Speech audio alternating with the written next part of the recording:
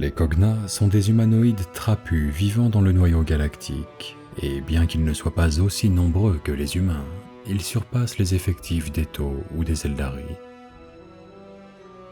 Si leurs caractéristiques physiques aussi bien que mentales peuvent grandement varier, il s'agit néanmoins de clones engendrés artificiellement. Chaque nouvelle génération est en effet issue de machines appelées creusets, qui puisent dans des banques de données génomiques de quoi faire perdurer une population stable et variée. Quant aux Kogna de fer, des robots mus par une intelligence électronique, ils sont considérés comme des membres à part entière de leur société. Peu d'espèces de la galaxie peuvent rivaliser avec les Kogna en termes de résistance mentale et physique. Ils sont aussi infatigables qu'obstinés. Ils changent rarement d'avis et jamais sous l'influence d'un étranger. Les Kogna sont des adversaires implacables et des alliés précieux, bien qu'obtenir leur aide ne soit pas une sinécure, car ils se consacrent avant tout à leur famille et à la survie de la race. S'ils estiment que les motivations d'autrui vont à l'encontre de ses intérêts, ils risquent de les traiter comme des ennemis plutôt que des alliés. Descendants des équipages de flottes minières, les Kogna ont hérité d'un code de conduite très strict. Tarder à changer un filtre, négliger une couture fragile, laisser fuir un réservoir d'eau. De tels oublis, quoique mineurs, peuvent causer un désastre durant un voyage au long cours. De même, négliger les ressources d'une ceinture d'astéroïdes peut priver un vaisseau des matières premières nécessaires pour poursuivre son périple. Le gaspillage, la paresse ou toute négligence pouvant condamner l'ensemble d'un équipage sont à juste titre considérés comme des péchés mortels. Ainsi, la culture survivaliste des Kogna est le fruit d'expériences douloureuses et c'est dans leur quête sans fin de matières premières qu'ils trouvent force et unité.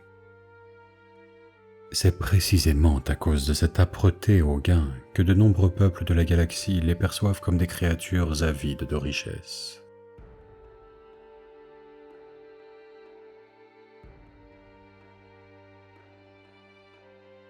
Tous les Kogna, hormis quelques rares proscrits, appartiennent à une cognation. Il s'agit de groupements à mi-chemin entre des familles étendues et des nations soudées, dont la taille peut aller de quelques dizaines de Kogna à plusieurs milliers, voire des millions d'individus. Tous les membres d'une cognation sont issus des creusets de celle-ci et partagent donc un lien génétique plus solide que l'allégeance à un quelconque drapeau. Lorsqu'ils ne parcourent pas les étoiles pour le commerce ou la guerre, ils vivent, s'entraînent et travaillent au sein de la tenance de leur cognation. Soucieux de ne rien gaspiller, pas même les mots, les Kogna donnent à des termes comme tenance toute une variété de significations. Ainsi, bien que le terme soit monnaie courante chez les ligues de Votan, il peut se référer à des structures ou des lieux extrêmement divers. Certaines tenances sont un mélange de forteresses, de villes, de complexes industriels et de mines à ciel ouvert dont les plus grandes peuvent recouvrir la majorité de la surface d'une planète ou de son sous-sol. D'autres peuvent être des stations spatiales lourdement armées, des réseaux de dômes au cœur de champs d'astéroïdes, des flottes minières nomades, des usines de drainage aux abords de trous noirs ou de merveilles technologiques plus étranges encore. Une cognation peut déjà représenter une force imposante. Sa tenance peut comporter d'immenses villes, de grands centres industriels et des bases militaires importantes, ainsi que de nombreux vaisseaux spatiaux. Mais les ligues de Votan sont des organisations bien plus vastes encore. Presque toutes les cognations font partie d'une ligue dont elles affichent fièrement les couleurs et l'emblème, tout en coopérant commercialement, militairement et financièrement. Nombre de ces ligues existent depuis des millénaires. La Ligue majeure turienne, le conglomérat d'Ymnir, les législatures d'Uranie-Surtre, le protectorat Typhon-Styx et d'autres sont des puissances anciennes. Certaines, comme la Ligue capélienne, ont connu un lent déclin, tandis que d'autres, comme l'hégémonie de Cronus ou les ligues mercantiles de Serantok, ont été établies plus récemment. Au cœur de chaque ligue se trouve au moins un Votan, que l'on appelle également noyau ancestral. Ces vénérables machines pensantes furent créées dans un âge mythique oublié et accompagnaient les premières flottes minières des Kogna qui quittèrent leur monde natal. Les Votan avaient pour fonction de fournir aux Kogna toute la sagesse et l'aide dont ils auraient besoin. Les nœuds par lesquels circulait cette sagesse sont devenus les oratoires qui se trouvent au sein de toutes les tenances. Les Votan ont donc toujours eu une valeur inestimable pour les Kogna. Le passage des millénaires a fatalement altéré ces intelligences électroniques, qui sont désormais lentes et sénescentes, mais elles demeurent les dépositaires du savoir et un lien privilégié avec les ancêtres. Les Kogna capables de communiquer avec les Votan sont les Grimnir, parfois appelés ancêtres vivants, et sont universellement respectés. Des millénaires se sont écoulés depuis que les premières tenances furent établies dans le noyau galactique. Les Kogna se sont essentiellement contentés de rester à l'intérieur des frontières de cette étrange région que les autres peuples ont longtemps évitée. L'Adeptus Mechanicus, les Eldari ou encore les adorateurs du chaos y ont certes effectué des incursions, que ce soit pour s'emparer de ressources, pour se dissimuler au sein de ces anomalies gravitationnelles, ou pour étudier les amas d'astéroïdes denses rejetés par les disques d'accrétion qui entourent le trou noir supermassif au cœur de la galaxie. Mais le noyau est une forge d'étoiles, une immense étendue d'espace inexplorée où se déchaînent les forces fondamentales de l'univers. Nombreuses sont les épaves à la dérive dans cette région, silencieux cénotaphes de ceux qui y cherchaient fortune ou protection. Tel ne fut pas le destin des Kogna. Grâce à une physiologie et une technologie adaptées à la survie dans cette région dangereuse, ils prospérèrent. Les membres de leur guilde octonienne étaient les plus résistants de leur peuple, si bien que ce furent ces individus téméraires et lourdement augmentés qui explorèrent en profondeur la région. À la lueur sanglante des géantes rouges, leurs excavateurs à particules décomposèrent des étoiles, puis ils utilisèrent leurs récolteurs à fusion pour raffiner des éléments inconnus afin d'alimenter leur industrie. Les vaisseaux spatiaux des Kogna découpaient des planètes avant de déployer des raffineries en orbite pour absorber la roche en fusion au moyen de longues conduites ombilicales. Des radiations cosmiques et des ceintures de débris qui étaient déjà anciennes au moment de la guerre dans les cieux furent drainées dans d'immenses conducteurs à plasma ou prises dans des écopes atomiques avant d'être transformées en matériaux nécessaires à la survie des Kogna. Les ligues se formèrent les unes après les autres. Les routes commerciales relièrent des détroits battus par les vents solaires et permirent de circuler entre le disque périphérique du noyau et la zone inerte qui en entourait le cœur.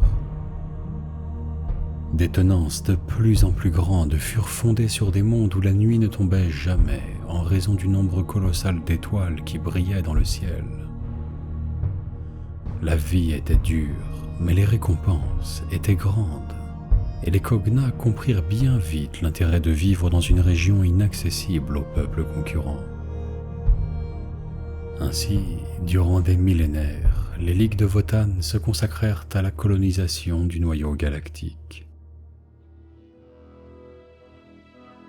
Cela ne veut pas dire que les Kogna ne s'aventurèrent jamais dans le reste de la Voie lactée. Les plus hardis d'entre eux prospectèrent en dehors du noyau ou signèrent des accords commerciaux avec d'autres espèces. En outre, les Kogna pensent que pour honorer les ancêtres, on doit vivre pleinement sa vie et découvrir ou apprendre tout ce que l'on peut. Cette notion suffit à inciter au lancement d'innombrables flottes d'exploration, appelées prospection dans la galaxie.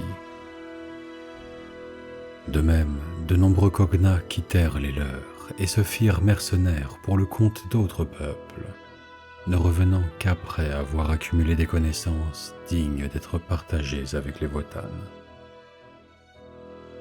Entre ces expéditions et les contacts avec les autres races capables de survivre dans le noyau galactique, les ligues de Votann ont rencontré toutes les grandes puissances de la galaxie. Cependant, dans de nombreux cas, ces contacts ne concernaient qu'une flotte, un conflit ou un accord commercial. Les Kog'Na se taisent en présence d'étrangers, ne voyant aucune raison valable de dévoiler l'étendue de leur possession dans le noyau galactique ou révéler l'existence des Votann. Ainsi, nombre de peuples ayant eu des contacts avec une cognation ou une ligue s'imaginent qu'il s'agit là de la totalité des représentants d'une race relativement mineure.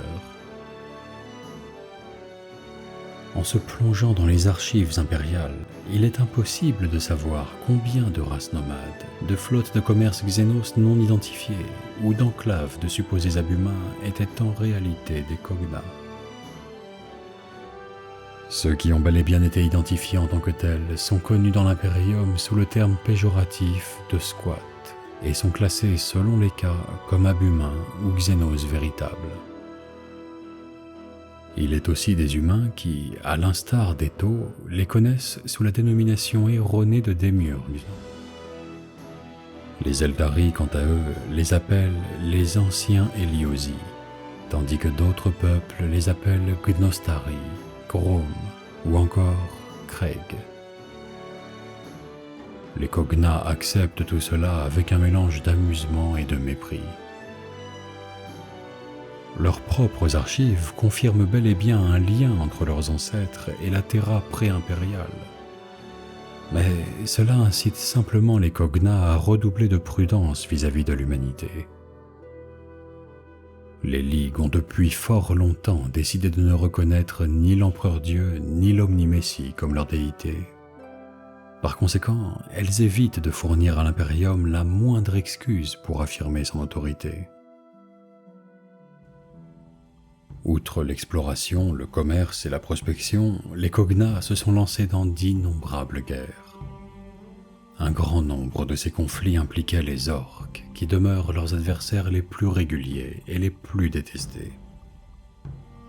En effet, la civilisation des peaux vertes, primitive mais robuste, prospère aussi bien dans le noyau galactique que partout ailleurs. Et leur nature anarchique et destructrice est l'antithèse de tout ce que chérissent les Kog'Na. C'est pourquoi les deux espèces s'affrontent fréquemment. De même, les Kog'Na ont peu de patience envers les adorateurs des dieux sombres, qu'ils considèrent avec un dégoût teinté de perplexité. Ils n'aiment guère non plus les Nécrons, qu'ils ont combattus à de nombreuses reprises quand leurs excavations découvrent des nécropoles ou quand les dynasties viennent reconquérir des mondes que les Kog'Na ont colonisés. Les Tyrannides sont quant à eux simplement appelés le fléau et reçoivent le respect que l'on accorde à des prédateurs particulièrement rusés. Cela n'a pas empêché certaines cognations de suivre à la trace des flottes ruches pour attaquer des vaisseaux isolés afin de s'emparer des matières premières qu'ils recelaient. L'humanité a été l'ennemi des Ligues aussi souvent que son allié. Les Inquisiteurs et les Space Marines traitent volontiers les Kog'Na de Xénos et prônent leur extermination. De leur côté, les Kog'Na considèrent l'Adeptus Mechanicus comme des techno-chamans superstitieux dont l'ignorance constitue un danger et qui doivent être éliminés quand on ne peut pas les éviter. En revanche, ils entretiennent des relations semi-cordiales avec les Eldari, les Tau et quelques autres races, en commerçant parfois avec elles. Bien entendu, il y a des exceptions. Les Kog'Na ont une aversion pour la cruauté gratuite des Drukhari et jugent les Asuryani arrogants. Ils ont également eu des accrochages avec le dynamique Empire Tau aux abords de l'étendue de Shalnas récemment. Au combat, comme en toute autre chose, les Kog'Na se montrent pragmatiques, car le calcul du rapport bénéfice-risque sous-tend tous les aspects de leur société, à tel point que leurs héros semblent presque imperméables à la passion. Certes, leurs soldats sont de farouches combattants, amateurs de jurons abominables, d'humour macabre et de chants de guerre tonitruants. Néanmoins, ils n'hésitent pas à abandonner une position ou à rompre un engagement féroce sans un regard en arrière si le prix de la victoire s'avère trop élevé. De telles décisions ne sont pas motivées par la couardise ou la panique, mais parce qu'ils sont fermement convaincus que seul un fou gaspillerait des vies et du matériel pour une victoire à la Pyrrhus. La doctrine militaire des Kog'Na met l'accent sur l'aptitude d'un officier à évaluer les menaces, même au cœur de la mêlée. Un bon chef militaire doit observer l'ennemi calmement pour identifier les éléments les plus dangereux, ceux qui doivent être éliminés en priorité. Appelé l'œil des ancêtres, ce talent permet au chef de guerre Kog'Na de juger d'un regard quels ennemis sont les plus redoutables, quelles fortifications sont vulnérables et quelles ressources assigner à chaque menace pour mesurer le coût de la victoire.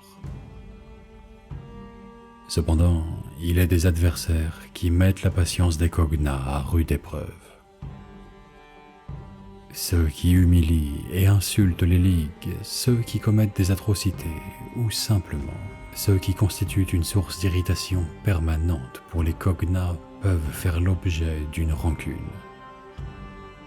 Dès lors, les Kog'Na semblent perdre toute perspective. Ils n'hésitent pas à sacrifier des milliers de vies pour détruire leur adversaire, qu'ils traquent sans relâche jusqu'à ce qu'il soit éliminé. Dans de tels cas, les Kog'Na forment des bandes rancunières, liées par le serment de partir en quête et de combattre ensemble, et ce jusqu'à ce que la rancune soit réglée ou que tous ceux qui ont prêté serment aient péri. Pour un observateur étranger, cette coutume peut paraître anachronique par rapport à leur approche habituelle du combat, en plus d'être diamétralement opposée aux doctrines qui imprègnent la société des Kog'Na. Mais pour ces derniers, ces notions sont si profondément enracinées qu'elles leur semblent naturelles.